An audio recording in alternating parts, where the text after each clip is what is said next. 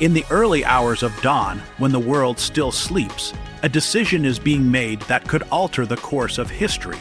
Picture the rising sun over a region that has known decades of strife, its light piercing through the haze of dust and smoke. Leaders are drawing lines, soldiers are preparing for orders, and the heartbeat of millions quickens. The question is no longer whether change is coming, but how it will arrive, and who will pay the price. This is not just about a battlefield, it is about the soul of nations, the power of leadership, and the will of a people to endure. Today's events will not stay in the headlines, they will echo in the corridors of history. The Israeli leadership, spearheaded by Prime Minister Benjamin Netanyahu, has put forward a plan that is already dividing global opinion. He calls it the fastest way to end the war, a decisive push to seize Gaza City, and, in his words, dismantle the infrastructure of militant groups once and for all. To Netanyahu's supporters, this is an act of resolve, a demonstration that Israel will not be forced into a stalemate or drawn into endless ceasefires that collapse as quickly as they are signed. They see it as the ultimate stand for national security, a step that, though costly, will carve out a future where Israeli citizens live without the constant threat of rockets overhead. But this announcement does not exist in a vacuum. It comes in the midst of one of the most devastating chapters in modern Middle Eastern history. Over 61,000 Palestinians have lost their lives in the current conflict, with the United Nations warning of famine conditions and catastrophic shortages of medical supplies. Entire neighborhoods in Gaza lie in rubble, their streets eerily quiet except for the distant thud of artillery. Civilians are trapped between front lines, caught in a reality where escape is often impossible. The humanitarian crisis is now at the center of international discourse, and for many nations, Netanyahu's plan signals not the end of suffering, but its potential escalation. From Washington, the reaction has been measured but significant. The U.S. administration has reiterated Israel's right to defend itself, while urging restraint to minimize civilian casualties. The president has made clear in private calls that while the United States supports Israel's security, it also holds the belief that lasting peace will not be achieved through military victory alone. Diplomats have been shuttling between capitals, attempting to keep fragile alliances intact while acknowledging the political reality that Israel is determined to act. In Europe, the tone has been more critical.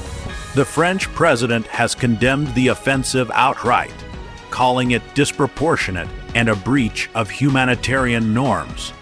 Paris has signaled that further military escalation will only deepen divisions in the region and fuel radicalization.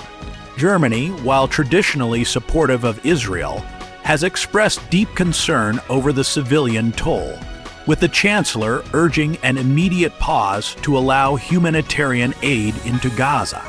The United Kingdom has taken a more cautious stance, seeking to position itself as a mediator, though domestic pressure is mounting for a stronger condemnation of the siege. From Moscow, President Vladimir Putin has framed the situation in terms of geopolitical stability. While Russia's public stance emphasizes the need for negotiations, it is no secret that the Kremlin sees any U.S. aligned military action as part of a broader global chess game. Putin's call for an international conference on Middle East peace has been met with skepticism in the West, but it plays well among countries that view the current crisis as another example of Western double standards. In Beijing, President Xi Jinping has used the moment to project China as a responsible global power. In speeches and diplomatic statements, Beijing has urged an immediate ceasefire and offered to host peace talks. This fits into China's broader foreign policy of presenting itself as a mediator in conflicts where the West has traditionally led negotiations. At the same time, China's trade interests in the region mean it cannot afford prolonged instability that could disrupt critical supply routes. Across the Arab world, reactions have been both emotional and strategic. The Egyptian president has been one of the most active regional leaders, seeking to broker a ceasefire while warning that a direct assault on Gaza City could spark unrest across the Middle East. Jordan's monarch has issued stern warnings about the political consequences of further displacements, stressing that any mass exodus from Gaza would place unbearable strain on neighboring states. In Turkey, President Recep Tayyip Erdogan has positioned himself as a fierce critic of Israel's actions, using fiery rhetoric to rally domestic support and reinforce his image as a defender of Palestinian rights. Iran's leadership has taken a predictably hardline stance, with the supreme leader denouncing Israel's offensive as an attack not just on Gaza, but on the entire Muslim world. Tehran's influence over militant groups in the region adds another layer of complexity, as any direct intervention could ignite a much larger confrontation.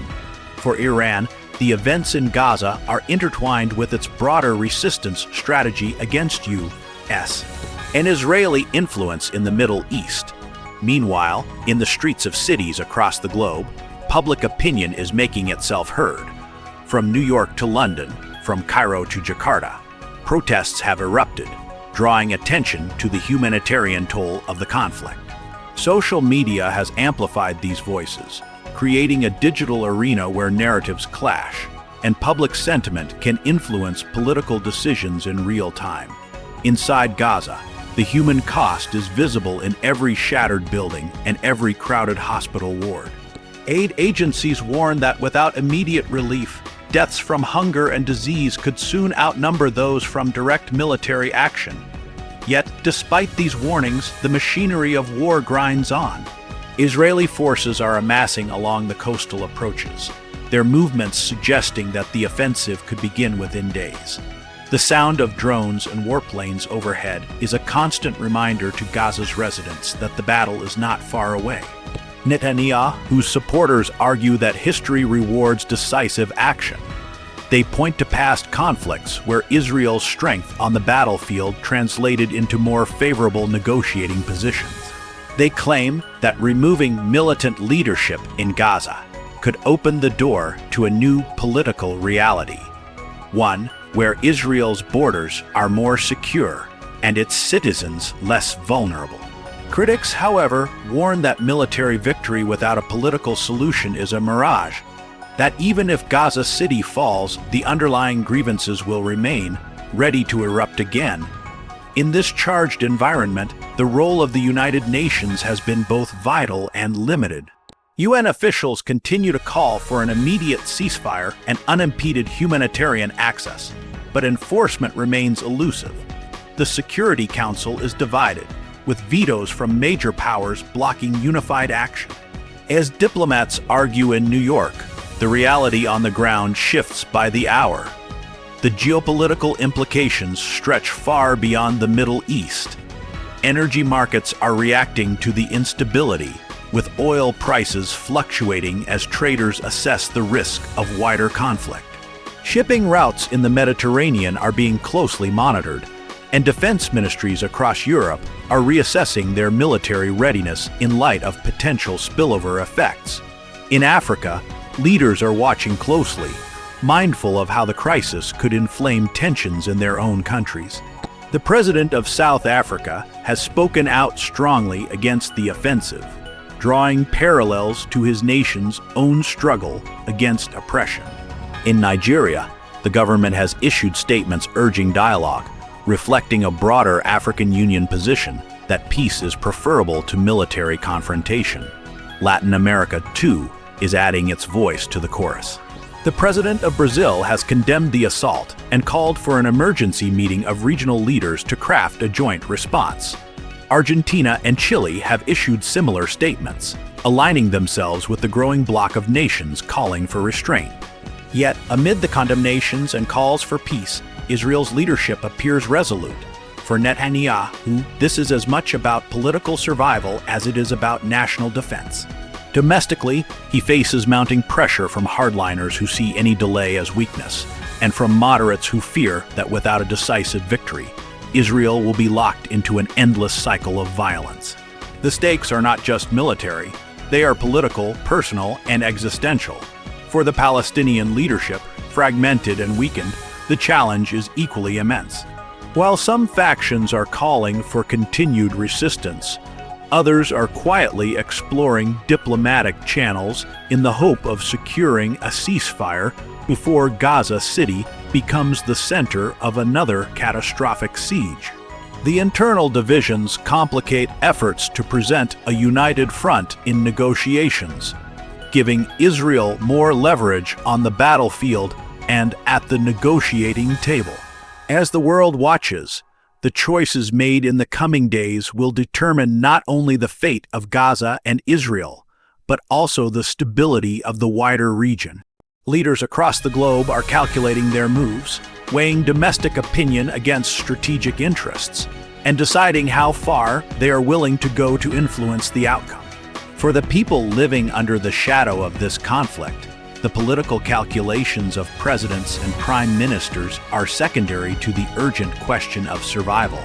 Will there be food tomorrow? Will the airstrikes spare their neighborhood tonight? Will the world act in time to prevent another mass tragedy? These are not abstract questions. They are the daily reality for millions.